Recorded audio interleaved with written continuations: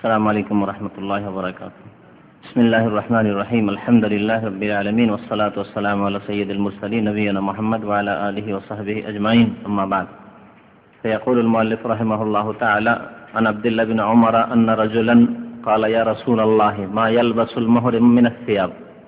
قال رسول الله صلى الله عليه وسلم: لا يلبس القمص ولا العمائم ولا السراويلات ولا البرانس ولا الخفاف إلا أحد لا يجد نعلين فليلبس خفين وليقطعهما أسفل من الكعبين ولا تلبسوا من الثياب شيئا مسه الزعفران أو ورس। ইমাম বুখারী রাহমাতুল্লাহি আলাইহি বর্ণনা করেছেন হজ সম্পর্কে হাদিস আব্দুল্লাহ বিন ওমর রাদিয়াল্লাহু তাআলা আনহুমা থেকে যে আন্না রাজুলান ক্বালা ইয়া রাসূলুল্লাহ, একজন লোক বলল, হে আল্লাহর রাসূল সাল্লাল্লাহু আলাইহি ওয়াসাল্লাম, মা ইয়ালবাসুল মুহরিম মিনাস সিয়াব, মুহরিম ইহরামের অবস্থায় কোন কোন কাপড়গুলি পরিধান করতে পারবে? মুহরিম ইহরামের অবস্থায় কোন ধরনের কাপড় পরিধান করতে পারবে? জিজ্ঞাসা করা হলো কি পড়তে পারবে এ সম্পর্কে। রাসূলুল্লাহ সাল্লাল্লাহু আলাইহি ওয়াসাল্লাম উত্তর দিচ্ছেন, কালা রাসূলুল্লাহ সাল্লাল্লাহু আলাইহি ওয়াসাল্লাম, আল্লাহ রাসূল সাল্লাল্লাহু আলাইহি ওয়াসাল্লাম বললেন, লা ইয়ালবাসুল কমসা, পড়তে পারবে না কামিজ। কামিজ মানে কি? আরবিতে কামিজ, যেটাকে আমরা কামিজ বলি। কামিজ মানে যে কোনো রকমের জামা, যে কোনো রকমের জামা। হ্যাঁ, কিরকম? এটা কামিজ আর এটা কামিজ নয়? এটা কামিজ আর এটা কামিজ। কামিজ আরবি ভাষায় বলা হয় শরীরের ওপর অংশে যেটা শরীরের গঠনে তৈরি করে পরা হয়, সেটাই কামিজ।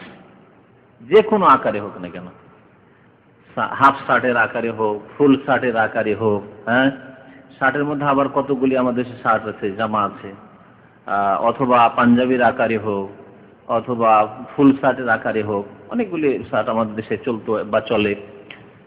অথবা এই যেটাকে আজকাল জুব্বা বা সৌব বলা হচ্ছে, তোপ বলছেন আঞ্চলিক ভাষায়, সৌব, এই আকারে হোক।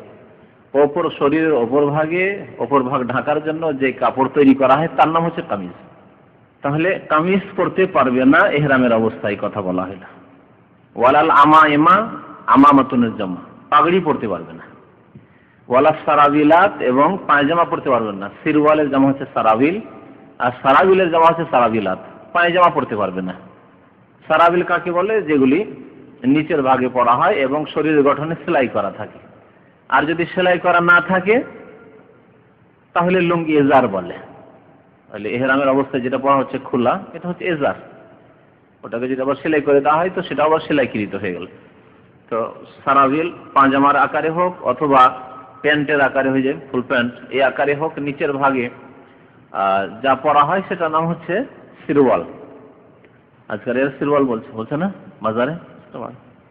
ওয়ালাল বারানিস, এবং বুরনুস কাপড়ও পরবে না। বুরনুস কাপড় বলা হয় এমন জামা যে জামার সাথে লাগানো একটা টুপি থাকে, এটাকে বুরনুস বলা হয়। দেখেছেন এরকম কাপড় পরতে? আর জ্যাকেটে তো থাকছে, এটা তো এখানেও পাওয়া যাচ্ছে, কিন্তু জুব্বার সাথে লাগানো এটা মাগরেবিরা পরে।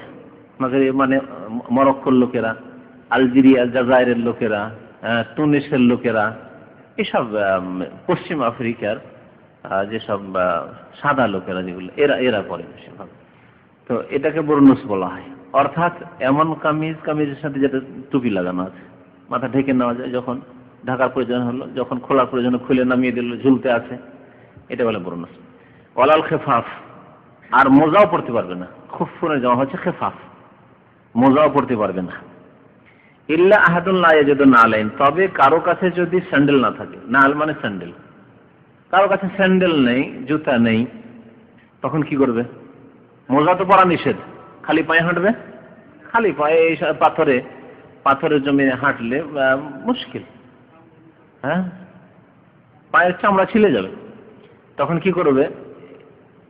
ফালিয়ালবাস খুফাইন, তখন এই দুই মোজা পড়তে পারবে।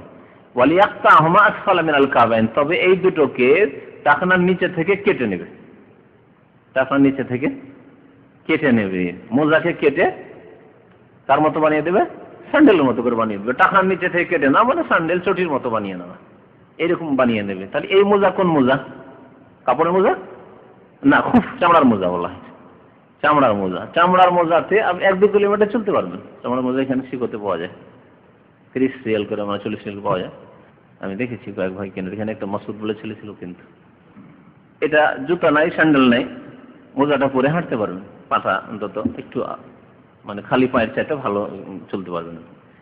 তো যার কাছে কি নেই, স্যান্ডেল নেই, জুতা নেই, সেই ব্যক্তি মোজা পড়তে পারবে ইহরামের অবস্থায়।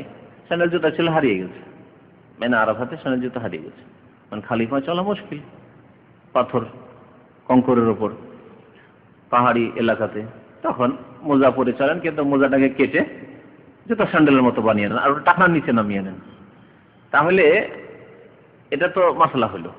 এই মাসলা থেকে জানা যায় যে ইহরামের অবস্থায় আজকাল অনেকে জিজ্ঞাসা করেন, এই হাদিস থেকে বোঝা যায় সেই মাসলার উত্তর। সেটা হচ্ছে যে ইহরামের অবস্থায় জুতা পরতে পারবে কিনা। জুতা যদি কেউ পরে থাকে, অনেক লোকের আপত্তি করে, নিষেধ করে, এই জুতা পরে কেন, ইহরামের অবস্থায় জুতা করে পরে কেন আবার। এদের আপত্তি করাটা ঠিক না ভুল? ভুল। সাধারণত জুতাগুলি আর টাকনার নিচেই থাকে, জুতাগুলি টাকনার নিচে, টাকনা তো বুঝতে পারছেন, এই যে হাড্ডিটা আছে পায়ের টাকনা, যেটা সহ ধুইতে হয় উজুতে, টাকনার নিচেই জুতো থাকছে, আর স্যান্ডেল তো একেবারে নিচে থাকছে। যদিও স্যান্ডেলে ইহরাম অবস্থায় থাকা উত্তম, নবী সাল্লাল্লাহু আলাইহি ওয়াসাল্লাম স্যান্ডেলের নালে ইহরাম বেঁধেছেন। কিন্তু কেউ যদি হেজা মানে জুতা পরে আর সেটা টাকনার নিচে থাকে, কোনো দোষ নেই। তাহলে দোষ কোনটা হবে? এমন জুতা যেটা বুটের মতো জুতা, হ্যাঁ, যারা কাজ করে তারা সেফটি জুতা বলে না, একেবারে আপনার ওপর পর্যন্ত আধা হাত বা এক হাত, টাকনার উপরে এক কথা যদি টাকনা ঢাকা, এরকমগুলি পড়বে না। এই হাদিস দ্বারা বোঝা যায়। ওয়ালা তালবাসু মিনাস সিয়াবি শাইআন মাসসাহু জাফরান আও ওয়ারসুন, এবং নবী সাল্লাল্লাহু আলাইহি ওয়াসাল্লাম বলছেন তোমরা এমন কাপড় পরবে না যেই কাপড়কে স্পর্শ করেছে জাফরানে অথবা ওয়ারস নামক ঘাসের সুগন্ধি। ওয়ারস এক ধরনের ঘাস, যে ঘাসটা সুগন্ধি আতর বানাবার ক্ষেত্রে বা সেন্ট নেওয়ার ক্ষেত্রে ব্যবহার করা হইতো আরব দেশে। তাহলে এই ঘাস ব্যবহার করা যাবে। এই ঘাস দিয়ে আবার করা হইতো কি, ঘাসটাকে চিপে যে রসটা বেরোতো, ওই রস দিয়ে কাপড় রাঙানো হইতো, আর কাপড় রাঙালে কাপড় সুগন্ধি আসতো। তাহলে এই ঘাস দিয়ে কাপড় রাঙানো যাবে না, বা ওই ঘাস থেকে যে সুগন্ধি হয় সেই সুগন্ধি ব্যবহার করা যাবে না। উদ্দেশ্য হচ্ছে তাহলে যে সুগন্ধি ইহরামের অবস্থায় নিষেধ। জাফরান কেন নিষেধ করা হইলো? কারণ জাফরানে সুগন্ধি আছে, সেই জন্য জাফরান ব্যবহার করা নিষেধ। জাফরান আর ওয়ারস নামক ঘাস যাতে সুগন্ধি আছে, আতর আছে, সেটা নিষেধ। সুতরাং এইরকমই যদি উদ কাঠ দিয়ে যে তৈরি করা হচ্ছে আতর, সেটাও নিষেধ। আম্বার তৈরি করা হচ্ছে, বিভিন্ন রকমের যে আতর, কেমিক্যাল দিয়ে আতর সেন্ট তৈরি করা হচ্ছে, স্প্রে, সেগুলি আজকাল মডার্ন যুগে অনেক রকম আতর বা সেন্ট তৈরি করা হচ্ছে, যাতেও হয়তো ওয়ারস ব্যবহার করা হয় না, জাফরান ব্যবহার করা হয় না, কিন্তু কেমিক্যাল দিয়ে তৈরি করা হচ্ছে। সেগুলি এর আওতাভুক্ত হবে কি হবে না? এর আওতাভুক্ত, মানে যে কোনো জিনিস যাতে সেন্ট আছে সেগুলি ব্যবহার করা যাবে না ইহরামের অবস্থা। এই হাদিস দ্বারা জানা গেল। নবী করিম সাল্লাল্লাহু আলাইহি ওয়াসাল্লামকে প্রথম কথা জিজ্ঞাসা করেছিলেন সাহাবী যে ইহরামের অবস্থায় মুহররম কি পরবে। জিজ্ঞাসা করা হয়েছিল কি, মা ইয়ালবাসু, কি জিনিস পড়তে পারবে, ইতিবাচক জিজ্ঞাসা করা হয়েছে। নবী সাল্লাল্লাহু আলাইহি ওয়াসাল্লাম উত্তরটা কেমন দিলেন? নেতিবাচক। তাহলে বুঝতে পেরেছেন, পড়বে না। প্রশ্ন মোতাবেক উত্তর হলে হয়তো এই যে অমুক কাপড় পরবে, হ্যাঁ, অমুক অমুক কাপড় পরবে, কিন্তু নবী সাল্লাল্লাহু আলাইহি ওয়াসাল্লাম বললেন যে না, এই কাপড়গুলি পরবে না। কেন, এভাবে কেন উত্তর দিলেন? অথচ নবী সাল্লাল্লাহু আলাইহি ওয়াসাল্লাম কথার দুনিয়ার মধ্যে সমস্ত মানুষ চাইতে পণ্ডিত, কথা বলার ভঙ্গিমায় সবচেয়ে বড় পণ্ডিত। জিজ্ঞাসা করা হলো যে কি পরবো, আর উত্তরে বলা হচ্ছে এটা পরবে না, তাহলে উত্তর ঠিক হইলো? বাহ্যিক মনে হচ্ছে ঠিক হইলো না। আমরা যদি এরকম কেউ বলি, বা আপনাকে যদি জিজ্ঞাসা করে, আপনার স্ত্রী জিজ্ঞাসা করছে যে আমি কোন কোন কাপড় পরবো, বলে ওইটা পরিও না। তোমাকে জিজ্ঞাসা করছে কি পরবো, আর তুমি ওটা পরিও না, কেমন কথা হইলো? এর উত্তর হচ্ছে যে নবী করিম সাল্লাল্লাহু আলাইহি ওয়াসাল্লাম দেখলেন যে যেই সব কাপড় পরতে পারবে সেগুলি অনেক কাপড়, অসুবিধা নেই, যে কোনো কাপড় পরুক, কিন্তু যে কটা কাপড় পরার নিষেধ সেগুলি গণা কয়েকটা। সুতরাং এই গণা কয়েকটা বলে দিলাম পরতে পারবে না, বাকি যে কোনো কাপড় পরান। বুঝতে পেরেছেন? এটা হচ্ছে নবী সাল্লাল্লাহু আলাইহি ওয়াসাল্লামের বাকভঙ্গিমা। বুঝতে পারছেন যে আমি যদি গণায় এইটা পরো, এইটা পরো, এইটা পরো, অনেকগুলি। আরব দেশে যে এহরামের মতো কাপড় আছে এই কাপড়, তারপরে ইন্ডিয়ান লুঙ্গি বা বাংলাদেশের লুঙ্গি যেটা আরো বেশি চওড়া, তারপর গামছা, সবগুলি তো বিনা সেলাই করা, বিনা সেলাই না, এগুলো সবগুলি বিনা সেলাই। এই ধরনের যতগুলি ফোতা, এককালে দেখতেন কিনা ওই পাতলা কিন্তু চাদর মতো ব্যবহার করতো শীতকালে, মুরব্বীরা ওগুলো। তারপরে এমনি চাদর, কাশ্মীরি শাল ব্যবহার করা যাবে না, যাবে না? সেলাই আছে তারপরে সেলাই নাই, এটা সেলাই নাই। তাহলে এইভাবে যদি গনায় গুতরা, শ্যামা, কাশ্মীরি শাল, পাবনার গামছা, তারপর শাড়ি, মহিলাদের শাড়ি, যদি শাড়িটা নয় মহিলাদের জন্য কাজ হয়েছে, কিন্তু শাড়ির মতোই, কিন্তু শাড়ির মতো নকশা নেই, পুরুষ পড়তে পারবে। তাহলে এইভাবে গণাতে হলে কত অনেক গণাইতে হয়। তা না করে সবকিছুই পড়তে পারবে, শুধু কয়েকটা লেবাস পড়তে পারবে না।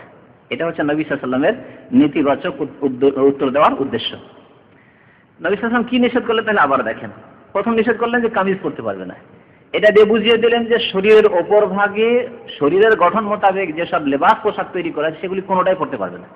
কামিজের মধ্যে গেঞ্জি চলে আসবে, এই ধরনের শার্টও চলে আসবে, জুব্বাও চলে আসবে, পাঞ্জাবিও আসবে, ফুল শার্টও আসবে, হাফ শার্টও আসবে, সবগুলি চলে আসবে, টি শার্টও চলে আসবে।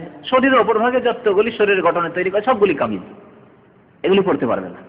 তারপরে বললেন আমায় পাগড়ি পরতে পারবে না। পাগড়ি দিয়ে বুঝিয়ে দিলেন যে মাথা ঢাকা চলবে না, পুরুষ লোকেরা তোমাদের মাথা ঢাকা চলবে না, কারণ পাগড়ি দিয়ে মাথা ঢাকা হয়। যদি পাগড়ি না পরা যায় তাহলে টুপিও পরা যাবে না, ওই রকমই গামছাও বাঁধতে পারবে না, ওই রকমই এটাও পড়তে পারবে না, মাথা রাখতে পারবে না। এটা বলা উদ্দেশ্য। আমায় পাগড়ি বলে বুঝিয়ে দেওয়া হয়েছে মাথা রাখতে পারবে না। যেখানে পাগড়ি নিষেধ করা হয়েছে তার মানে মাথা রাখতে পারবে না। এই হচ্ছে হাদিসের ফিকহ, কথা বলি না। ওয়ালা সারাবিলাত, আর সিরওয়াল পড়তে পারবে না। সিরওয়াল বলে বুঝিয়ে দেওয়া হয়েছে শরীরের নিচের ভাগে যত ধরনের শরীরের গঠনে কাপড় হয় সেগুলি পরা যাবে না। সে প্যান্টের আকারই হোক, আর আপনার কি বলছে পায়জামার আকারই হোক। আর পায়জামার মধ্যে আমার অনেক রকম পায়জামা আছে, চোষ পায়জামা, ঢিলা পায়জামা, আলিগড়ি পায়জামা, আপনারা জানেন কিনা। তারপরে আপনার সাফারির সাথে প্যান্ট, নর্মাল শার্টের সাথে প্যান্ট, তারপরে খেলার প্যান্ট, এতগুলি আছে দেখি না, জাঙ্গিয়া, হাফ প্যান্ট, ফুল প্যান্ট, সব শামিল। সিরওয়াল পড়তে পারবে না মানে যতগুলি শরীরের নিচে ভাগের যে অঙ্গ প্রত্যঙ্গ রয়েছে তার আকারে তৈরি করা হয়েছে সেগুলি পড়তে পারবে না। আর মোজা পড়তে পারবে না বলে দেওয়া হলো। মোজা তাহলে পুরুষদের জন্য চলবে না। এই ছিল হাদিস। আর সুগন্ধি চলবে না, এটাও জানা গেল হাদিসের শেষ অংশ দিয়ে, যে কোনো রকম সুগন্ধি চলবে না। তাহলে এই হাদিসে নবী করিম সাল্লাল্লাহু আলাইহি ওয়াসাল্লাম ইহরামের অবস্থায় যে নিষিদ্ধ লেবাস পোশাক এবং সুগন্ধি, লেবাস পোশাক এবং সুগন্ধির কথা বলে দেওয়া হয়েছে যেগুলি পড়তে পারবে না। এই হাদিস থেকে ওলামারা ইস্তেমবাদ করলেন যে যখন পরা যাবে না কামিজ, কারণ সেলাই করা সেই জন্য, শরীর গঠন তৈরি করা সেই জন্য। পায়জামা পড়তে পারবো না কারণ সেলাই করা আছে শরীর গঠনে সেই জন্য। ওখান থেকে তখন তারা মাসলা নিলেন, কথাটা ভালো করে শুনেন, মাসলা নিলেন যে সেলাইকৃত মাখিফ, সেলাইকৃত যতগুলি কাপড় আছে ব্যবহার করতে পারবেন না, সেলাইকৃত কাপড়। আচ্ছা, সেলাইকৃতর অর্থ অনেকেই বুঝে না, যার ফলে বেল্টে যদি একটা সেলাই থাকে, এহরাম করে আছে আর ওখানে একটা বেল্ট বাঁধা আছে, বেল্টটা সেলাই দেওয়া আছে বেল্টটাকে ধরে রাখার জন্য বা মজবুত করার জন্য। প্রশ্ন করে যে আচ্ছা বেল্টটা পড়তে পারবো কি পারবো না? কেন পারবেন না? বলছে ওটা যে সেলাই দেওয়া আছে। আসলে বুঝে না সেলাই দেওয়ার মানে কি। সেলাই দেওয়া মানে যদি বুঝে নিত তাহলে আর এই প্রশ্ন থাকতো না। সেলাই দেওয়া মানে এমন কাপড় যেই কাপড় শরীরের গঠনে তৈরি করা হয়েছে। তাতে আজকাল উন্নতির যুগে যদি সেলাই নাও থাকে তো এমন গেঞ্জি তৈরি করা গেল, দেখা যাচ্ছে যে না, ও একেবারে এমন করে তৈরি করেছে মিল থেকে যে ওটা সেলাই টেলাই কিচ্ছু নেই। তাহলে কি জায়েজ হবে নাকি? না, শরীর গঠনে তৈরি করা হয়েছে গেঞ্জি, জায়েজ না। তো নিষিদ্ধ যে বিষয়গুলি নবী সাল্লাল্লাহু আলাইহি ওয়াসাল্লাম বা বস্তুগুলি উল্লেখ করেছেন সেখান থেকে উলামায়ে কেরামরা, ফুকাহায়ে কেরামরা নিয়েছেন এই মাসলা এক কথায় মানুষকে বোঝানোর জন্য যে সেলাইকৃত কাপড় পুরুষ মানুষ ইহরামের অবস্থায় পরতে পারবে না। মহিলাদের ক্ষেত্রে এগুলি নিষেধ লাগা, মহিলাদের ক্ষেত্রে নাই। হ্যাঁ, তবে নিষেধ করা হয়েছে পুরুষদের। মহিলারা মাথা ঢাকবে, ঢাকতে হবে। মহিলাদের শুধু কি ঢাকতে পারবে না? চেহারা ঢাকতে পারবে না যদি অপর পুরুষ কেউ না থাকে। আর এই জন্য নেকাব পড়তে নিষেধ করা হয়েছে, মানে ওই নেকাব যেটা বেঁধে রাখা হয় আর ওতে চোখের ফাটল আছে, এর আগে এর আলোচনায় বলেছি যে সব ভাইরা নিয়মিত আসছেন, ওগুলো পড়তে পারবে না। কিন্তু আজনবী পুরুষ যে কোনো জায়গায় আজকাল ভিড়ে মানুষ আছেই, তাহলে কি করবে? চেহারা খুলে থাকবে মহিলা, ফিতনার কারণ হবে। বিশেষ করে যদি মানে যুবতী হয় তাহলে 50-60 বছরের মহিলা, তারপরেও সেগুলি বুড়াদের জন্য ফিতনা। আর 50 বছরের যদি বুড়ি মানুষ থাকে তো 50-60 বছরের বুড়ার জন্য ফিতনার কারণ, ঠিক না? বুড়া বুড়ির দিকে তাকাবে আর যুবক যুবতীর দিকে তাকাবে, তাহলে ফিতনা অবশ্যই আছে। সেই জন্য মা আয়েশা রাদিয়াল্লাহু তাআলা আনহা বলছেন যে আমরা যখন দেখতাম যে কাফেলার পুরুষ লোকেরা কাছে চলে আসছে তখন ওপর থেকে কাপড় ঝুলিয়ে নিতাম। তাহলে ওড়নাকে সামনের দিক থেকে ঝুলিয়ে নিয়ে ঢেকে নিতে হবে, কিন্তু বেঁধে রাখা ওই যে নেকাব যেটা আজকাল ব্যবহার হচ্ছে সেটা ব্যবহার করবে না, কারণ নবী সাল্লাল্লাহু আলাইহি ওয়াসাল্লাম বলেছেন ওয়ালা তানতাকুল মারআতুল মুহরিমা, ইহরাম বাঁধা মহিলা নিকাব বেঁধে রাখবে না, চেহারাতে নিকাব বেঁধে রাখবে না, ওটাকে ইহরাম বাঁধার সময় খুলে নেবে, তাহলে নিকাব। এই ছিল ইহরামের অবস্থায় নিষিদ্ধ লিবাস পোশাক সম্পর্কে এবং সুগন্ধি সম্পর্কে। এছাড়াও ইহরামের অবস্থায় নিষিদ্ধ কাজ বা নিষিদ্ধ জিনিস কি আর আছে, মনে আছে কিছু? কি করা? নখ চুল কাটা, এগুলো নিষেধ আছে ইহরামের অবস্থায়, ঠিক। আর স্বীকার করতে পারবেন না, ইহরামের অবস্থায় স্বীকার করতে পারবেন না, এগুলো নিষেধ আছে, হাদিস আছে। আর কি করতে পারবে না? স্ত্রী সহবাস করতে পারবে না, আর বিয়ে করতে পারবে না, প্রস্তাব বিয়ে দিতে পারবে না, বিবাহ করাতে পারবে না, মানে অভিভাবক হয়ে মেয়ের বিবাহ দিচ্ছে এগুলো করতে পারবেন, বিয়ের ঘটক হয়ে বিয়ে দেওয়া দেই করছে, মানে আলাপ আলোচনা বিয়ে, এগুলো করবে না। ওগুলো তো না হয় সবসময় হারাম, কিন্তু যেসব জিনিসগুলো অন্য সময় যায় সেগুলি ইহরামের অবস্থায় না যায়, ওগুলি কথা বলা হচ্ছে। ঝগড়া বিবাদ করা সবসময় হারাম, আর ইহরামের অবস্থায় আরো শক্ত হবে, সবসময় হারাম। ইহরামের অবস্থায় করলে আরো হজের ক্ষতি হবে, এমনিতে ফাঁসিকে কাজ ঝগড়া করা, আর ইহরামের অবস্থায় করলে হজের ক্ষতি হবে বা ওমরার ক্ষতি হবে। কিন্তু যেগুলো জিনিস অন্য সময় যায়, স্ত্রী মিলন, স্ত্রীর সাথে রসিকতা, আমোদ ফুর্তির কথাবার্তা, সুগন্ধি আতর, শিকার করা, সেলাই করা কাপড় পরা, তাই না, ইত্যাদি ইত্যাদি, বিবাহ শাদী করা, বিবাহ শাদীর প্রস্তাব দেওয়া, প্রস্তাব দেওয়া, বিবাহ শাদীর অভিভাবককে বিয়ে করিয়ে দেওয়া, বাড়িতে বিবাহ করেছেন ইহরামের অবস্থায় এসে বিয়ে করাবেন, চলবে? চলবে না। এসব জিনিস নিষেধ করা হয়েছে। আল্লাহ পাক এসব জিনিস হচ্ছে হয় সম্ভোগের জিনিস, ভোগবিলাসের জিনিস। ইহরামের অবস্থায় সম্ভোগের জিনিস, ভোগবিলাসের জিনিসগুলোকে হারাম করা হয়েছে। আতর, সুগন্ধি কি ভোগবিলাসের জিনিস। আপনি সাদা সিধা অভাবের জন্য ওই আতর ব্যবহার করতেন, যার পয়সা আছে হাজার হাজার টাকার মাসে আতর ব্যবহার করছে, সেন্ট ব্যবহার করছে, তাহলে ভোগবিলাসের জিনিস, এগুলিকে নিষেধ করা হয়েছে ইহরামের অবস্থায়। সেলাইকৃত কাপড়, এগুলি জিনত অলংকারের জিনিস, সেলাই করা কাপড় পরে আছেন, দেখতে শুনতে স্মার্ট লাগছে, কিন্তু ইহরামের অবস্থায় কাফনের কাপড় পরে আছেন, সরল একেবারে হয়ে, নমনীয় হয়ে, বিনয়ী হয়ে, একেবারে সাদা মানুষ, যেমন ভাবে আপনি মাইয়িত হওয়ার পরে কবরে আপনাকে নিয়ে যাওয়া হবে ওইরকম হয়ে আপনি যাচ্ছেন, ওইরকমই থাকতে হবে। তাহলে জিনত অলংকারের জিনিসগুলো নিষেধ করা হয়েছে। এইরকম সম্ভোগের জিনিস, সম্ভোগের বিষয়গুলি, বিবাহ শাদী, সহবাস, বিবাহ শাদীর প্রস্তাব দেওয়া, বিবাহ শাদী খুশি, আমার ভাইয়ের বিয়ের কথাবার্তা চালাচ্ছি ইত্যাদি, এগুলো জিনিস নিষেধ করা হয়েছে। শিকার করা, শিকার করে খাবো দাওয়া ভালো, গোটা বছর হয়তো খরগোশ খেতে পারেন না, পেয়ে গেছেন শিকারি, খাবে না এখন, কত না, এসব চলবে না, এই শিকার করা করে চলবে না। তো এইভাবে এই ধরনের জিনিসগুলি নিষেধ করা হয়েছে। এই জন্য পরিষ্কার পরিচ্ছন্নতা, পরিষ্কার পরিচ্ছন্নতা মানুষের জিনতের জন্য করে, নখ বড় থাকলে দেখতে খারাপ লাগে, চুল মোচ বড় থাকলে দেখতে খারাপ লাগে, তো এটা করতে হবে। আপনি ভালো হইতে চান আগে হয়ে যান, ইহরামের অবস্থায় না, এসব চলবে না। সাজসজ্জা, জিনত, অলংকার, এই চলবে না তোমার জন্য। এই ধরনের জিনিসগুলি নিষেধ করা হয়েছে এই হিকমতের জন্য, যাতে করে মানুষ সকলে মনে হয়, মনের মধ্যে যা আছে তা আছে, কিন্তু বাহ্যিক মনে হয় সবাই আমরা মানুষ সমান, আমির, গরিব, ধনী, ফকির, পয়সাওয়ালা, যার ঘরে একটা পয়সা নেই, সবাই কিন্তু একই লেবাসে সমান সমান। রাজা বাদশাহ যে অবস্থায় ইহরামে আছে, আপনি আমি সে অবস্থায় গরিব ফকির আছে, তাই না, একই রকম। তারপরে আমাদের মধ্যে ওই চেতনতা, অনুভূতি তৈরি করে দিচ্ছে যে এইভাবে এই সাদা কাপড়ে আমাদেরকে মাইয়েছে মৃত হয়ে কবরে যেতে হবে। তো এইসব জিনিসের জন্যই ইহরামের অবস্থায় এই লেবাস, সেলাইবিহীন লেবাস, সাদা লেবাস ব্যবহার করতে বলা হয়েছে, এবং সেলাইকৃত লেবাস নিষেধ করা হয়েছে, আতর সুগন্ধ নিষেধ করা হয়েছে, ভোগ বিলাসের বস্তুগুলি নিষেধ করা হয়েছে। তারপরে হাদিস হচ্ছে জমজমের পানি পান করা সম্পর্কে। হজে গিয়ে বিশেষ করে বেশি বেশি জমজমের পানি পান করা উচিত। عن ابن عباس رضي الله تعالى عنهما أن رسول الله صلى الله عليه وسلم جاء إلى السقاية فاستقى فقال العباس يا فضل اذهب إلى أمك فأتي رسول الله صلى الله عليه وسلم بشراب من عندها فقال اسقني فقال يا رسول الله إنهم يجعلون أيديهم فيه فقال اسقني فشرب منه ثم أتى زمزم وهم يسقون ويعملون فيها فقال اعملوا فإنكم على عمل صالح ثم قال لولا أن تغلبوا لنزلت حتى أضعوا الحبل على هذه يعني عاتقة وأشار إلى عاتقه। এই হাদিস হচ্ছে হাজিদের জমজমের পানি পান করা সম্পর্কে, এবং জমজমের পানি ছাড়াও হাজিদের খেদমত সম্পর্কে। হাজিদেরকে পানি পান করানো, হাজিদের খেদমত করা, হাজিদের আহার দেওয়া, এগুলি বড় নেকির কাজ। ইবনে আব্বাস রাদিয়াল্লাহু তাআলা আনহু বলছেন যে রাসূলুল্লাহ সাল্লাল্লাহু আলাইহি ওয়াসাল্লাম একদিন আসলেন হজের সময় ইলা সাকায়া, যেখানে পানি পান করানো হচ্ছিল। প্রাচীন যুগে এইরকম নলের তো ব্যবস্থা ছিল না, বালতি দিয়ে উঠিয়ে জমজমের কূপ থেকে পানি ওঠাতে হইতো, তারপরে আবার মশকে ভর্তি করে করে মানুষ আসতো পানি পান করাবার জন্য, লোক লেগে থাকতো, তাহলে কত মেহনতের প্রয়োজন। 1000 লোককে যদি পানি পান করাইতে অবস্থা খারাপ হয়ে, কজন লোক লাগবে? 10 জন সামলাতে পারবে না, পারবে? কত লোকের প্রয়োজন তাহলে? আল্লাহ পাকের কত নিয়ামত। আপনি যেখানে যাচ্ছেন সেখানে জমজমের পানি নল লাগানো আছে, মুখ লাগিয়ে দিলেন, পান করে দিলেন। মসজিদে যাচ্ছেন, রাখা আছে, কি বলছে এটাকে, হ্যাঁ, তরমুজ, এই যে পাত্র রাখা আছে, দিলেন, চাপ দিলেন, গ্লাসও রাখা আছে, ইউজ করা গ্লাস রাখার একদিকে, আর একদিকে আপনার নতুন গ্লাস, পানি পান করে দিলেন। কত আরামের! এই নিয়ামতগুলো আমরা কোনো সময় অনুভব করি না। নবী সাল্লাল্লাহু আলাইহি ওয়াসাল্লামের জামানায় এই অবস্থা ছিল। আগে বালতি লাগবে, বালতি না থাকলেও কূপ দেখে থেকে যেতে হবে, জমজমে পানি পাবেন না। বালতি দিয়ে আবার উঠাইতে হবে, রশি লাগবে, উঠাইতে হবে, উঠিয়ে আবার পান করতে হবে, পান করাতে হবে। তো এইসব কাজে নিযুক্ত ছিলেন, সেকায়ার কাজে, মানে পানি পান করানোর কাজে বেশ কিছু মক্কার লোকেরা, সাহাবায়ে কেরামরা। রাসূলুল্লাহ সাল্লাল্লাহু আলাইহি ওয়াসাল্লাম আসলেন ওই পানি পান করার স্থানে, ফাস্তাকা, পানি পান করতে চাইলেন, যে আমাকে পানি পান করাও।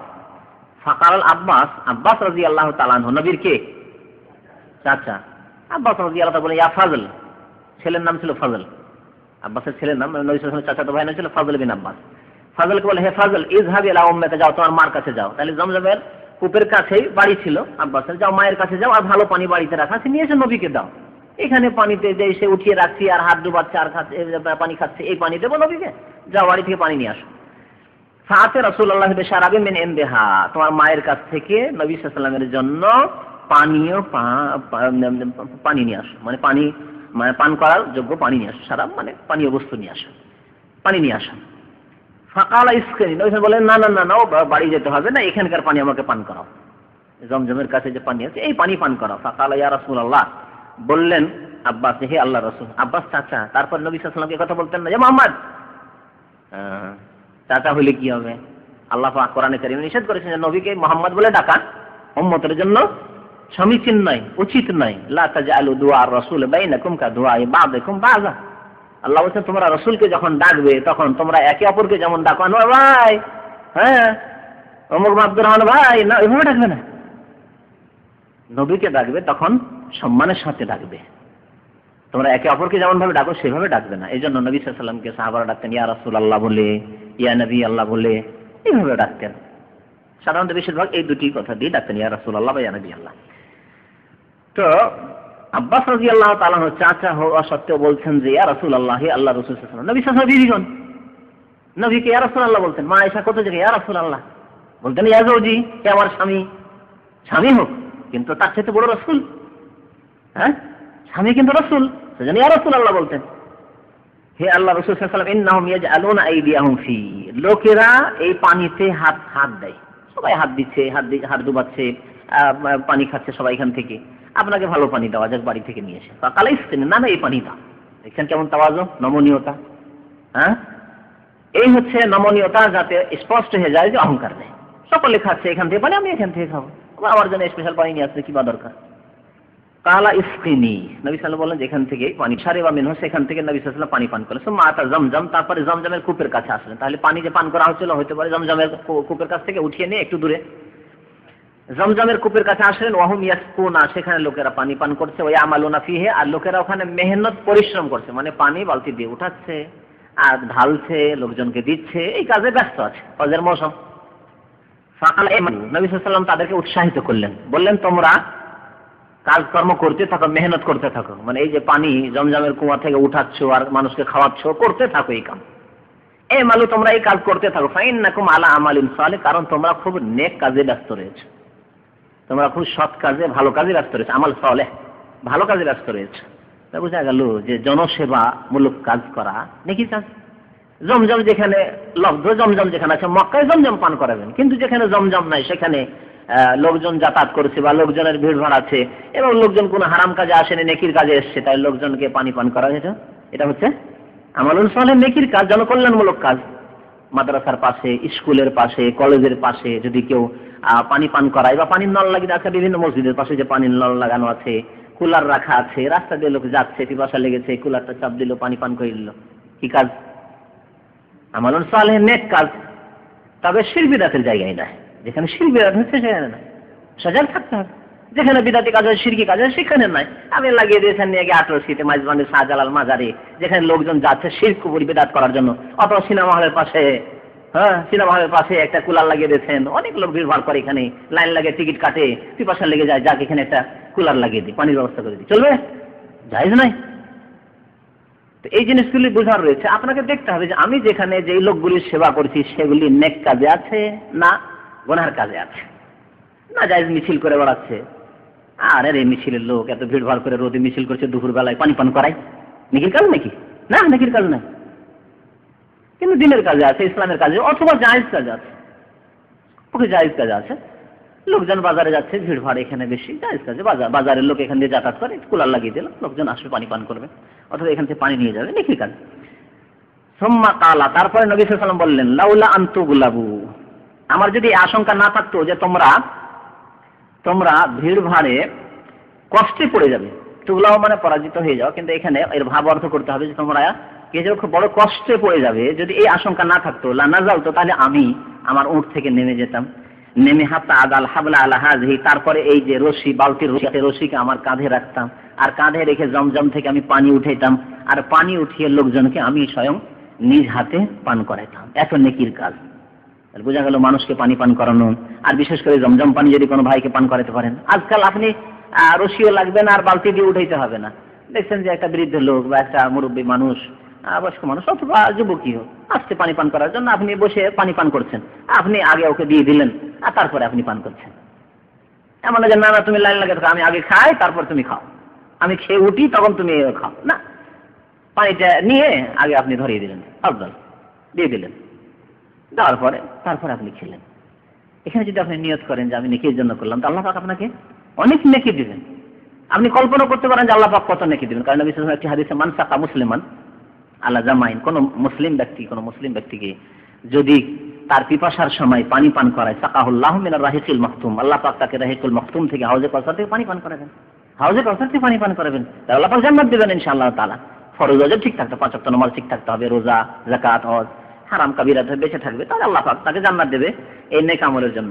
নবী সাল্লাল্লাহু আলাইহি ওয়াসাল্লাম বললেন যে আমি যদি পানি পান করাইতে লাগি তাহলে কি হয়ে যাবে, মুশকিলে পড়ে যাবে, সমস্ত সাহাবা নেমে যাবে, আর নেমে সবাই ওড়াকে আমিও পান করবো, তখন তোমাদেরকে আর বালতি ধরতে দিচ্ছে না, আর বালতি ধরা নিয়ে বালতি নিয়ে কাড়াকাড়ি লেগে যাবে, ঠিক না? জমজমের কাছে ভিড় লেগে যাবে, লড়াই শুরু হয়ে যাবে বালতি নিয়ে। এই জন্য আমি এই ভয়ে পানি পান করাতে নামলাম না, হলে আমারও ইচ্ছা হচ্ছে যে বালতিটা নিই আর রশি নিয়ে আমার কাঁধে লাগিয়ে আমি পানি উঠাই জমজম থেকে, দিয়ে তারপরে তোমাদেরকে পানি পান করাই। ইয়ানি আতিকাহু, অর্থাৎ কাঁধে নিয়ে। ও আশারা ইলা আতিকা, ইঙ্গিত করলেন কাঁধের দিকে রাসূলুল্লাহ সাল্লাল্লাহু আলাইহি ওয়াসাল্লাম। আন আব্দুল্লাহ قال ما رايت رسول الله صلى الله عليه وسلم صلى صلاه بغير ميقات الا صلاتين جمع بين المغرب والعشاء وصلى الفجر قبل ميقاته وذلك في الحج।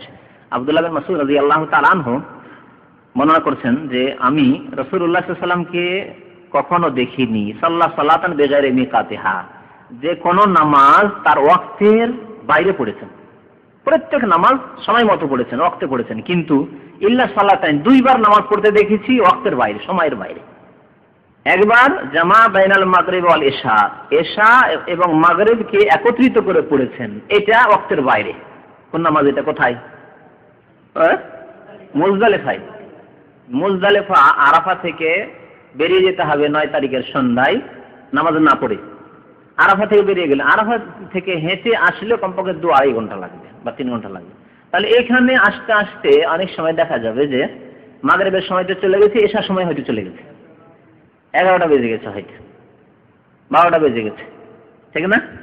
তাহলে যে নবী সাল্লাল্লাহু আলাইহি ওয়াসাল্লাম আউয়াল ওয়াক্তে মাগরিব পড়তেন, তারপর এশা প্রায় পড়তেন, ধরেন আউয়াল ওয়াক্তে না হলে মধ্য ওয়াক্তে পড়তেন, 8টা 9টা এই সময়গুলিতে পড়তেন, এই সময়ে সাধারণত পড়তে পারেননি।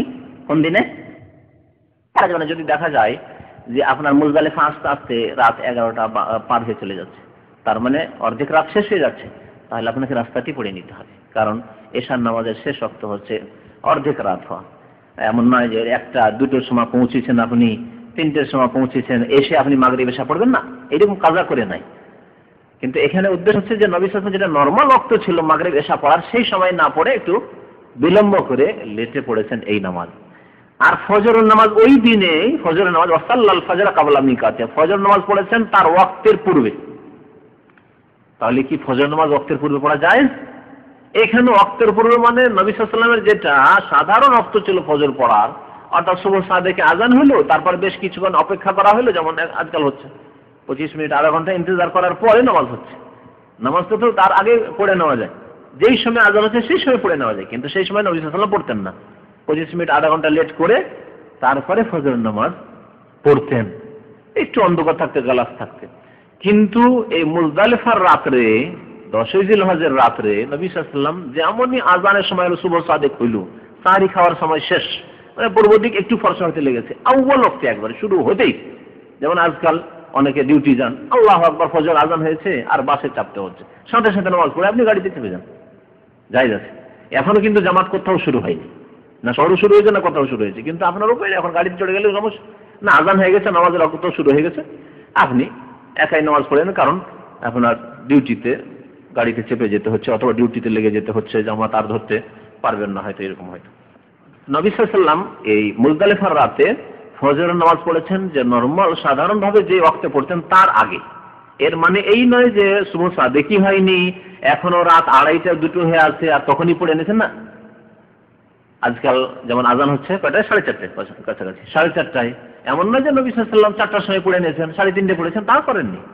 কিন্তু 4:30টায় যেমনই আজান হলো বা আজানের রক্ত হলো তেমনই পড়ে নিয়েছেন, তারপরে আরো আধা ঘন্টা দেরি করে 5টার সময় জামাত হচ্ছে নামাজ পড়ছেন, এরকম করেননি, যাতে করে একটা লম্বা সময় পাওয়া যায় দোয়া করার জন্য। কারণ এখানে মুজদালিফায় ফজরের নামাজ পড়ার পরে মাশআরে হারামে, মানে মুজদালিফার যে কোনো জায়গায়, আর যদি মাশআরে মসজিদের কাছাকাছি যেতে পারে সবচেয়ে ভালো, যে কোনো জায়গায় কিবলামুখী হয়ে দোয়া করতে হবে। নবী সাল্লাল্লাহু আলাইহি ওয়াসাল্লাম দোয়া হাত্তা আসফারা জিদ্দান, ফর্সা হওয়া পর্যন্ত, ভোর ফর্সা হওয়া পর্যন্ত নবী সাল্লাল্লাহু আলাইহি ওয়াসাল্লাম খুব বেশি বেশি দোয়া করেছেন, এবং এই জায়গাতে দোয়া কবুল হওয়ার আশা আছে। নবী করিম সাল্লাল্লাহু আলাইহি ওয়াসাল্লাম হজে কয়েকটি জায়গায় দোয়া করেছেন, হাত তুলে দোয়া করেছেন। এই জায়গাগুলি এক একটি করে গণে রাখা ভালো আপনাদের জন্য, কারণ বিক্ষিপ্ত বা বিচ্ছিন্নভাবে আলোচনা হচ্ছে, কিন্তু একসাথে হয়ে গেলে আপনাদের ব্রেনে বসে যাবে। যেমন নবী করিম সাল্লাল্লাহু আলাইহি ওয়াসাল্লাম কোন কোন জায়গায় হাত তুলে দোয়া করেছেন তার আগে হজে? হ্যাঁ, সাফা মারওয়ায়, সাফা পাহাড়ের উপর, মারওয়া পাহাড়ের উপর কিবলামুখী হাত তুলে দোয়া করা একটা জায়গা। 2 নম্বর জায়গা হচ্ছে আরাফাতে, আরাফাতে জোহর আসর পড়ে নেবেন, তারপর মাগরিব পর্যন্ত খুব দোয়া করতে থাকেন। আর বিশেষ করে যেমন সন্ধ্যা আসছে আরো বেশি, হয়তো মাঝে মাঝে ক্লান্ত হয়ে যাচ্ছেন, একটু আরাম করছেন বা খাওয়া দাওয়া করছেন, করেন, কিন্তু মাগরিব সূর্য ডুবার আগে আধা ঘন্টা 1 ঘন্টা এই সময় খাওয়া দাওয়ার গল্পতে ব্যস্ত থাকে, এই সময় আরো বেশি দোয়া করেন, শেষ সময় আল্লাহ পাকের রহমতের হাত তুলে দোয়া করা। 2টো সময় হলো। 3 নম্বর জায়গা মুজদালিফায় এই ফজর নামাজ পড়ে এই সময়টা যেটা বললাম। 4 নম্বর জায়গা জামরাতে, ছোট জামরা আর মেজো জামরা, জামরা উলা জামরা উস্তা, প্রথম 2টো জামরাতে 11 তারিখ 12 তারিখ 13 তারিখ পাথর মারার ক্ষেত্রে, হ্যাঁ, প্রথম এবং দ্বিতীয় জামরাতে পাথর মারার পরে আপনি একটু এগিয়ে কিবলামুখী দোয়া করবেন। 4টি জায়গা হলো। 5 নম্বর আর একটি জায়গা আছে, আর কোন জায়গা? আচ্ছা, এই 4টি জায়গা হজের ক্ষেত্রে। আর একটি জায়গা, একটা হাদিস আছে মুলতাজামে দোয়া করা, যদি কাবা ঘরের যে দরজা আছে আর হাজরে আসওয়াদ এর মাঝখানে দাঁড়িয়ে, দেখুন ওই জায়গাটা অনেক ভিড় থাকে, ভিড় থাকে না, ভিড় করে লোকেরা দোয়া করতে থাকে দাঁড়িয়ে দাঁড়িয়ে। মুলতাজামে যদি দোয়া করতে পারেন, মানে ধরে ওই জায়গাটি, কাবা শরীফের ওই জায়গাটা, না পিঠ লাগিয়ে নয়, পিঠ লাগিয়ে না, কাবা শরীফের সামনে করে, তো ওই জায়গাটাতে দোয়া করা সুন্নত, কিছু হাদিস দ্বারা প্রমাণিত আছে। এই কয়েকটি জায়গা আছে দোয়া করার হজের ক্ষেত্রে। আর বাকি জায়গায় নফল, বাকি জায়গায় হাত উঠিয়ে দোয়া করবেন, বিনা হাত উঠিয়ে দোয়া করবেন, কিন্তু এই 5টি জায়গায় হাত উঠিয়ে দোয়া করা সুন্নত, হাত উঠিয়ে দোয়া করা সুন্নত। ওয়াযালিকা ফিল হজ, এই ঘটনাগুলি হজের ছিল, মানে হজে নবী সাল্লাল্লাহু আলাইহি ওয়াসাল্লাম মাগরিব এশা বিলম্ব করে পড়েছেন ওয়াক্তের বাইরে, আর ফজর পড়েছেন ওয়াক্তের আগে, ক্বাবলা মিকাত ওয়াক্তের আগে, অর্থাৎ যে সাধারণ ওয়াক্তে যে নামাজ পড়তেন মদিনায় ওর একটু আগে পড়েছেন। আন আলী ইন কাল আমারানি রাসূলুল্লাহ সাল্লাল্লাহু আলাইহি ওয়াসাল্লাম আন আতাসাদদাকা বিজালালিল বুদনি আল্লাতী নাহারতু ওয়া বিজুলুদিহা। আলী রাদিয়াল্লাহু তাআলা বলেছেন, আমাকে রাসূলুল্লাহ সাল্লাল্লাহু আলাইহি ওয়াসাল্লাম আদেশ করলেন যে আমি যেন সাদকা করে দিই কুরবানির উটগুলি। বুদন মানে হচ্ছে ওয়াল বুদনা জাআলনা মিন শাআইরিল্লাহ, কোরআনে বুদন বলা হয় কাকে? উটকে বলা হয়। কুরবানির উটের পিঠের উপর যে বসার জন্য যে সাজানো থাকে, যেটা আপনার কি বলা যেতে পারে, হ্যাঁ, জিন বলে, বা ঘোড়ার পিঠের উপর থাকে, ওটা কি বলে? ওটা মানে হ্যাঁ কি বলে? গদি। গদি তো যে কোনো গদি, তা গদি বলে সহজভাবে বুঝান। ওটের পিঠের উপরে যে গদিটা থাকে বসার জন্য ওটাকে বলে জালাল। যে ওটটা কোরবানি করে দিলেন, ওটার পিঠের উপরে গদি ছিল, এটাকে করবেন কি, ফেলে দিবেন? এটাকে নবী সাল্লাল্লাহু আলাইহি ওয়াসাল্লাম বলেছেন যে কি করে দাও, সাদকা করে দাও। আলী রাদিয়াল্লাহু তাআলা আনহু বলেছেন আন আতাসাদদাক বিজালালিল বদিন, ওটের পিঠের যে গদিটা রয়েছে সেটাকে সাদকা করার জন্য। আল্লাতি নাহার, যে ওটকে আমি নাহার করেছিলাম মানে কুরবানি করেছিলাম, জবাই করেছিলাম। অবে জলুদিহা, এবং ওটের চামড়াগুলিকেও সাদকা করে দিতে বলেছেন, ওটের চামড়াগুলিকেও সাদকা করে দিতে বলেছেন। তো কুরবানির ওটের চামড়া বা আরো কিছু যদি থাকে, যেমন আমাদের রশি আছে, রশিটাকে ফেলে না দিয়ে যদি রশিটা গরিব মিসকিনকে দান করা হয়, দান করে দেন। পয়সা থাকে তো পয়সা বিক্রি করে তারপর পয়সাটা দান করে দেন। চামড়াগুলি দান করতে বলেছেন রাসূলুল্লাহ সাল্লাল্লাহু আলাইহি ওয়াসাল্লাম। এই ছিল হজের সম্পর্কে বুখারী শরীফের এই সংক্ষিপ্ত এই কিতাবে একটি হাদিস যা উল্লেখ করা হলো। এছাড়া হজ সম্পর্কে বিস্তারিত আলোচনা জুমার পরে আজকে আসর পর্যন্ত হয়েছে, আর আগামী মঙ্গলবারে আরো বিস্তারিত আলোচনা হবে, আর আগামী শুক্রবার রয়েছে হজের আগে। এই দুটো আরো আলোচনা আছে। শুক্রবার বিশেষ করে জুমার পরে আসর পর্যন্ত আসবেন যেসব ভাইয়েরা বিশেষভাবে হজে যেতে ইচ্ছুক এবারে, যাতে করে বিস্তারিত হজ সম্পর্কে জেনে যান। সাল্লাল্লাহু আলাইহি মুহাম্মদ ওয়া আলা আলিহি ওয়া সাহবিহি আজমাইন। কারণ আমাদের দেশে আসলে সেই চামড়াকে তো শোধন করার মতো আমাদের পাণ্ডিত্য নেই, সেই জন্য বিক্রি করে দিয়ে দান করে দেওয়া হয়। বিক্রি করে টাকা নিজে ব্যবহার করা যাবে না, ব্যবহার করা যাবে না। হ্যাঁ হ্যাঁ, সরকার গরিব মিসকিনকে করাই ভালো, কিন্তু যেখানে হয়তো অভাব রয়েছে, মাদ্রাসা প্রতিষ্ঠান যদি অভাব থাকে, কারণ আমাদের দেশের মাদ্রাসাগুলি তো আর সরকার চালাচ্ছে না, যার ফলে সেখানে অভাব আছে, তো অভাব দূর করার জন্য দেওয়া যাবে, কিন্তু ফকির মিসকিনকে দিতে হবে, যে ফকির মিসকিনকে বেশি করে দিতে হবে। হ্যাঁ, কোথায় সম্মিলিত না, সম্মিলিত দোয়া করা হয়নি, একসাথে ওই জায়গায় দোয়া করছে, কারণ মহিলারা হাঁটছে, লোকজন হাঁটছে, তো এক জায়গায় দু চারজন দোয়া শুরু করেছে, ওখানে পিছনে সবাই নিজের নিজের দোয়া করছে। সম্মিলিত কোথায়, যে রব্বানা আতিনা ফিদ দুনিয়া একজন চিল্লে করছে আর বাকি আমিন আমিন বলছে, এরকম দৃশ্য কোথাও দেখেছেন? আমি 22 বছর দেখতে পেলাম না একবারও, এতবার প্রতি বছর যে, আর আপনি কোথা থেকে দেখলেন? ওটাই না, তবে এক জায়গায় জমা হয়ে গিয়ে সবাই নিজের নিজের দোয়া করছে, কারণ ওই জায়গায় যাতে করে লোকজন আর যাওয়া আসা করে ধাক্কা না দেয়, আর লোকজন যাচ্ছে ওই ভিড়ে যদি একাই দাঁড়িয়ে যান তো ধাক্কা দিয়ে তো উড়িয়ে দেবেন না, দোয়াই ঠিকভাবে করতে পারবেন না। সেই জন্য যেখানে লোকেরা দোয়া করছে ওখানে গিয়ে আমিও দাঁড়িয়ে গেলাম, আমার নিজের দোয়া শুরু করলাম, এইভাবে আমরা দোয়া করি। জি, এহরামের অবস্থায় স্বপ্নদোষ হয়ে গেলে গোসল করে নেবেন আর কাপড় বদলে নেবেন। এর জন্য স্বপ্নদোষ হওয়ার আশঙ্কা যদি থাকে যুবক মানুষ, তাহলে এক্সট্রা কাপড় রাখবেন, আরো 2 সেট এহরামের কাপড় রাখেন, 2-3টে রাখেন। আর যদি তাও সম্ভব না হয় তো ওই জায়গাটুকু ধুয়ে নেবে, যেই জায়গাতে আপনার স্বপ্নদোষ লেগেছে ধুয়ে নেন, বাস হয়ে গেল, তারপর ওইটাই পরে নেন, কোনো অসুবিধা নেই। কিন্তু সেলাই করা কাপড় পরা যাবে না। হ্যাঁ হ্যাঁ হ্যাঁ হ্যাঁ, কোনো অসুবিধা নেই, বদলে নেন। এহরামের কাপড় বদলানো যাবে, আজকে দুপুরে বলেছি। এহরামের কাপড় বদলে আপনার নিচেরটাকে উপরে করেন, উপরেটাকে নিচে করেন, অথবা নতুন পরেন, কিন্তু বদলাবার সময় আবার কোনো সেলাই করা কাপড় মধ্যখানে পরবেন না। হজ সম্পর্কে যদি আর কোনো প্রশ্ন থাকে? হ্যাঁ, বেতর পড়তে হবে। নবী সাল্লাল্লাহু আলাইহি ওয়াসাল্লাম সফরে আর বাড়িতে কোনো সময় বেতর ছাড়েননি, সুতরাং বেতরও পড়বেন। এইরকম ফজরের সুন্নতটাও পড়ে নেবেন, ফজরের সুন্নতটাও পড়ে নেবেন, বাকি সুন্নতগুলি পড়া প্রয়োজন নেই।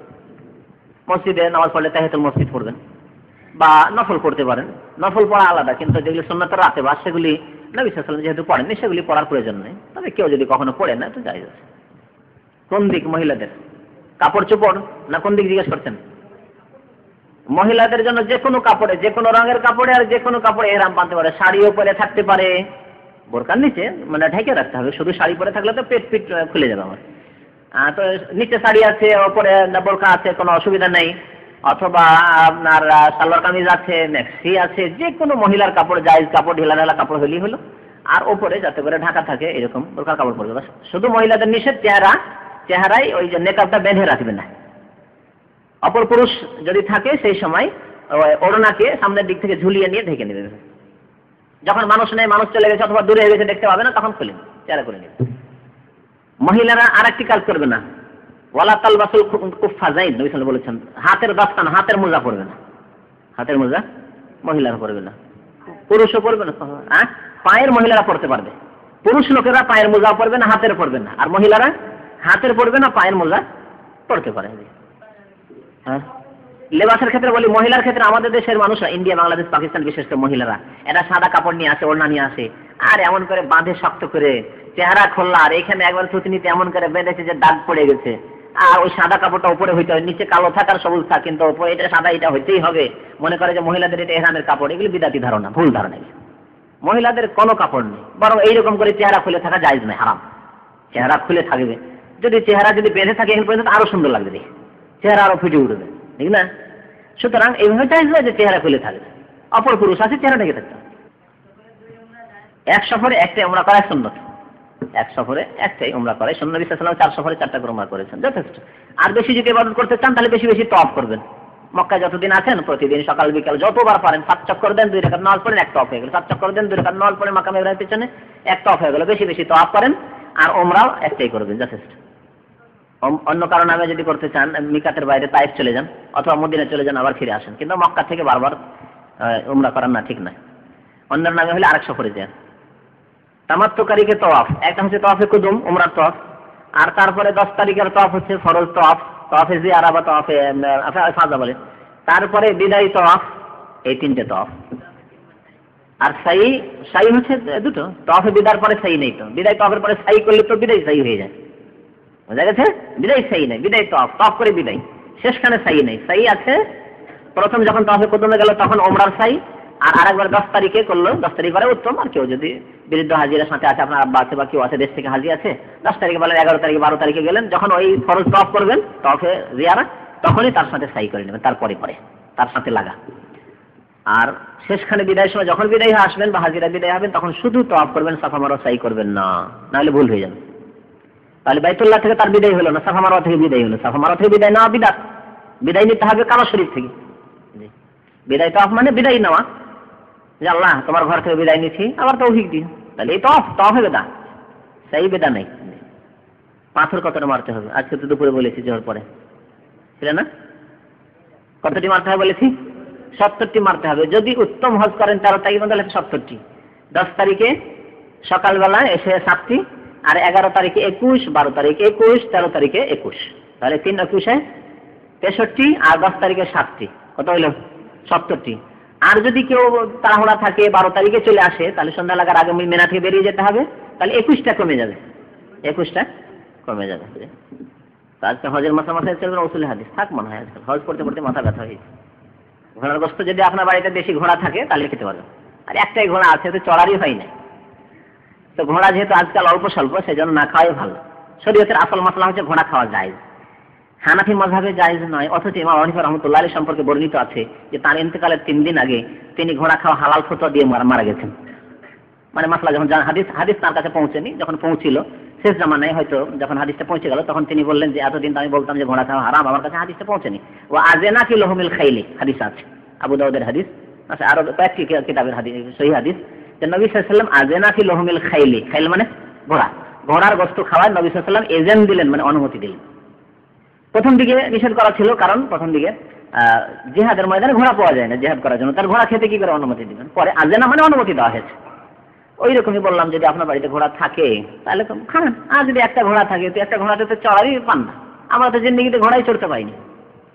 আমাদের কাশ্মীরের সঙ্গে এসে ঘোড়াইতে চড়ে ছবি নিয়েছে, ঘোড়ায় চড়তে পাই কাশ্মীরে। আমরা তো ঘোড়া আমাদের দেশে মন্ত্রী মিনিস্টার রাখলাম, আর ঘোড়া রাখবে কি? আজকাল তো মূর্তি আর পুতুল রাখছে, তো আর ঘোড়া আর কি রাখবে? বাড়িতে মূর্তি পুতুল পাওয়া যাচ্ছে মন্ত্রী মিনিস্টারদের। আল্লাহ মুস্তান। আকিকার গত সপ্তাহে বয়ান করেছি, শুনে নেবেন। কুরবানির সাথে আকিকার কোনো প্রশ্নই উঠে না, যেখানে আকিকা ভাগে জায়েজই নাই, বুঝা গেছে? আকিকার যেখানে ভাগ না, আকিকাতে গোটা গোটা পশু দিতে হবে, গোটা পশু দিতে হবে। তার 7 দিনে 14 দিনে 21 দিনে দিতে হবে। গত মঙ্গলবারের আগের মঙ্গলবার আকিকা সম্পর্কে 1 ঘন্টার বয়ানই করা হয়েছে, 1 ঘন্টা শুধু আকিকাই করা হয়েছে। ওই আকিকার সিডি শুনে নেবেন অথবা অডিও শুনে নেবেন, MP3 তো আছে, শুনে নেবেন ইনশাআল্লাহ তাআলা, যথেষ্ট। নিয়ে যে সংশোধন করে, ভাগার আকিকা নেই। গরু দেওয়ার খুব শখ আছে, গোটা গোটা গরু দেন। ছেলে হলে 2টা গরু দেন, মেয়ে হলে 1টা গরু দেন। আর খুব গরিব মিসকিনকে খাওয়া, নিজেও খান। হ্যাঁ বলেছি, এখন বললাম না? কিন্তু শোনেনি? হ্যাঁ বললাম 7 দিন 14 দিন 21 দিন বললাম যে দেখ, যদি হয় তো কবুল হবে, না হলে সাদকা হবে, আল্লাহ ভালো জানে। কিন্তু সুন্নত মোতাবেক যদি দিতে চাই, এখন থেকে মাসলা জেনে নেন যে আমার ছেলে হয়েছে 7 দিনের দিন দেবো, না পারলে 14 দিন, না হলে 21 দিন, এর মধ্যেই দেবো, এরপরে আর দেরি করবো না, ব্যাস। এটাই হচ্ছে হাদিস। ওই আলোচনায় সবগুলি আছে, এসব কথাবার্তা দলিল সহ।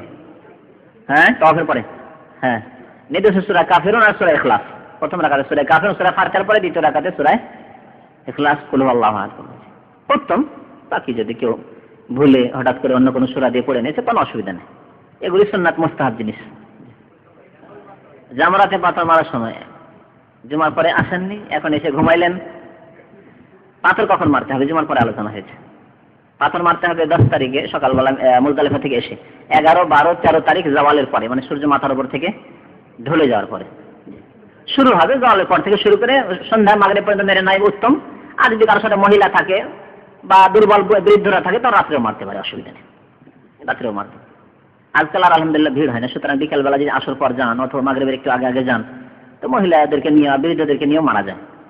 বৃদ্ধদের একবারে দুপুরে 12টা 1টায় আর 2টার সময় ভিড় না করা উচিত, কারণ এই সময় ঝুঁকিপূর্ণ। যারা বৃদ্ধ মানুষ হজে যাবেন তারা একটু লেট করে মারতে যান।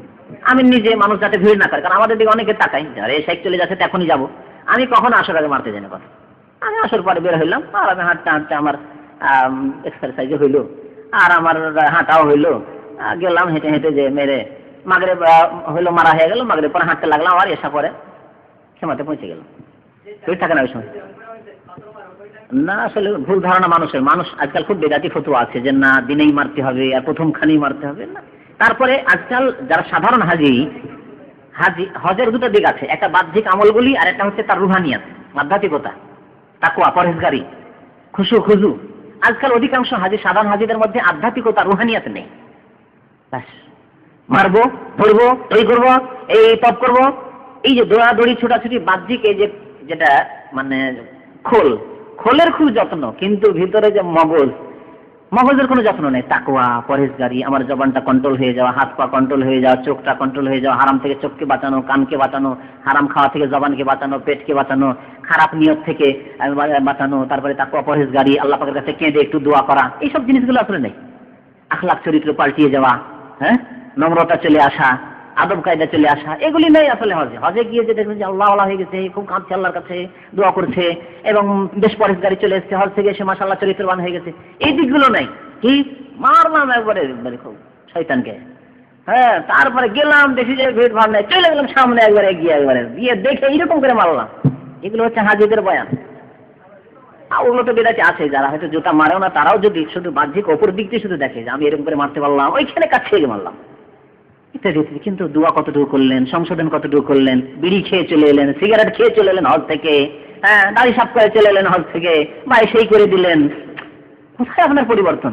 আখলাক চরিত্র, মানুষের আমানত খেয়ানত, টাকা পয়সা তার খেয়ে রেখেছেন, দিলেন, সংশোধন করলেন, যে লোকগুলির সাথে দ্বন্দ্ব ছিল মাপসাপ নিয়ে গেলেন, মিলেমিশে গেলেন, ভাই মনে কিছু রাখবে না ইত্যাদি, এগুলো করলেন। এগুলো হচ্ছে আধ্যাত্মিকতা, রুহানিয়াত। তো আধ্যাত্মিকতার অভাব আর ওপর দিক যে হয়েছে হাজিদেরকে শুধু একটু মার্ক করবেন, দেশ থেকে হাজির এসে টান দিয়ে এমন চলছে না, বাপরে বাপ তাজা হয়ে গেছে। কিন্তু তাকওয়া পরহেজগারের দিকে দেখেন কিছু নেই। একটু ওদের ঝগড়া করে নিবে, একটু গতি তর্ক বিতর্ক শুরু করে দিবে, দরকার হলে মারামারি করে নিবে, অবস্থা। হ্যাঁ, জুতার ব্যাগ কোনো অসুবিধা নেই, জুতা হারিয়ে যাওয়ার ভয় থাকে, জুতা সাথে রাখতে পারে, অথবা ওই দিক দিয়ে বেরিয়ে যাবো, মারোয়ার দিক দিয়ে হাতে করে রাখতে পারে। নবী সাল্লাল্লাহু আলাইহি ওয়াসাল্লাম বলেছেন যে ইন্নামাত তাওয়াফু বিল বাইত ওয়া সাই বাইনাস সাফা ওয়াল মারওয়া ওয়া রামিল জামারাত লিইকামাতি যিকরিল্লাহ। আল্লাহ পাকের জিকিরকে প্রতিষ্ঠা করার জন্য, আল্লাহ পাকের জিকিরকে প্রতিষ্ঠা করার জন্য, কায়েম করার জন্য বাইতুল্লাহর তাওয়াফ, সাফা মারওয়া, সাই হাঁটতে হবে, আবার মধ্যখানে দৌড় দিতে হবে কিছুটা জায়গা, নিচু জায়গাটা, তারপরে রামিল জামার মানে জামারাতগুলিতে পাথর মারতে হবে। সবগুলির উদ্দেশ্য হচ্ছে আল্লাহর জিকির, আল্লাহর স্মরণকে প্রতিষ্ঠিত করা। নবী সাল্লাল্লাহু আলাইহি ওয়াসাল্লাম বলে দিয়েছেন শুধু এই নয় যে শয়তান আছে শয়তানকে মারছি না, তবে এই যে আল্লাহর জিকির এইভাবে যদি আপনি কায়েম করেন তাহলে শয়তান এতে লাঞ্ছিত হবে, শয়তান এতে আপনার জলিল হবে, সেটা আলাদা কথা। শয়তানকে লাঞ্ছিত এত বেশি দেখা যায়নি যত বেশি দেখা গেছে আরাফাতে, মুজদালিফায়, মেনায়, কারণ এখানে দেখা যায় আল্লাহ পাক এইসব লোকদেরকে মাফ করে দিলেন। আর এইসব লোক সব গুনাহ করে এসেছিল, সব তওবা করে নিল, তওবা করে সব জান্নাতি হয়ে গেল, তো আমি তো আর কাউকে জাহান্নামে নিয়ে যেতে পারবো না, নিরাশ হয়ে যায়, জানতে পারছি না এদেরকে। এই চেতনা নিয়ে করতে হবে যে আল্লাহ পাকের জিকির আমি কায়েম করছি, আল্লাহু আকবার। যে জিকির দেখেন, পাথর মারাটা দুটো দিক, একটা হচ্ছে আল্লাহু আকবার বলা, আর একটা হচ্ছে পাথর মারা। পাথর মারার যতটুকু খুব, কিন্তু আল্লাহু আকবার, আল্লাহ সবচেয়ে বড়। আমার পার্টির চাইতে, আমার নেতা নেত্রীর চাইতে, আমার পেটের স্বার্থ চাইতে, আমার গদির স্বার্থ চাইতে, আমার নেতৃত্বের স্বার্থ চাইতে, আমার পয়সার চাইতে, আমার চাকরির চাইতে, আমার দুনিয়ার সমস্ত চাইতে আল্লাহু আকবার, আল্লাহ বড়। বুঝতে পেরেছেন?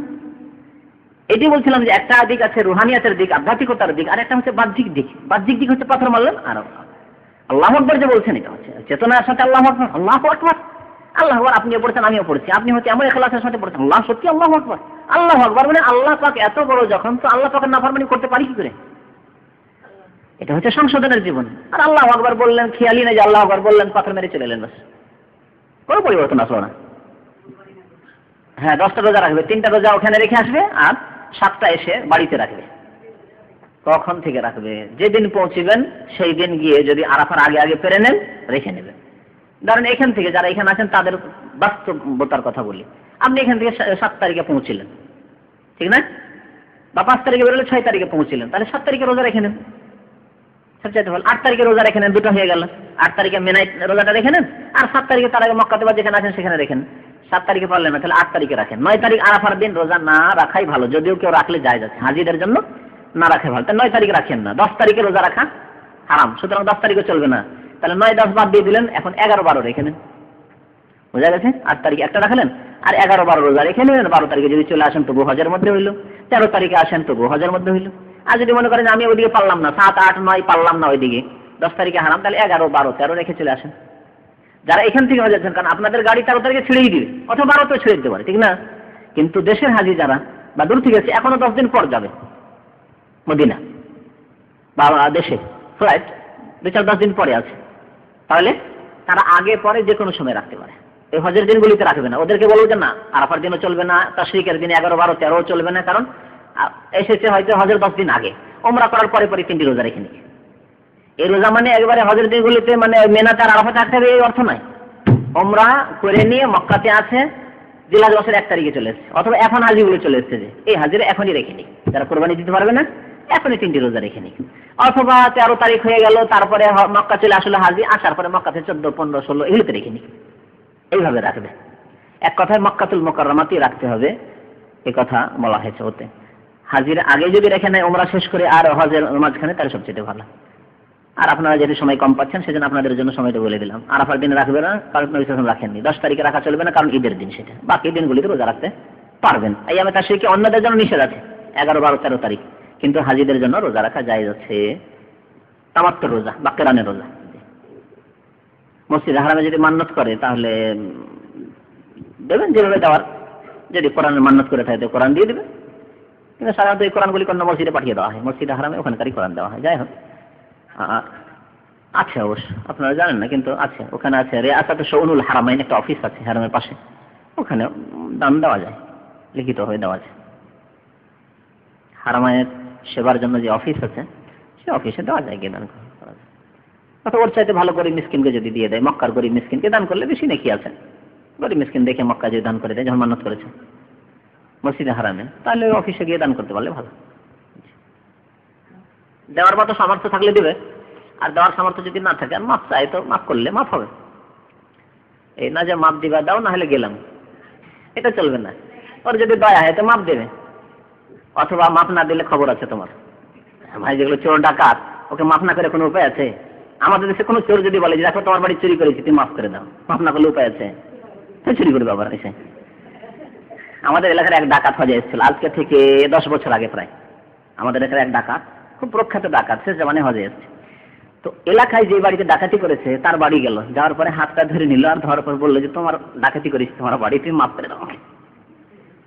মাফ করে দিল, যে হজে যাচ্ছে তুমি আমাকে মাফ করে দাও।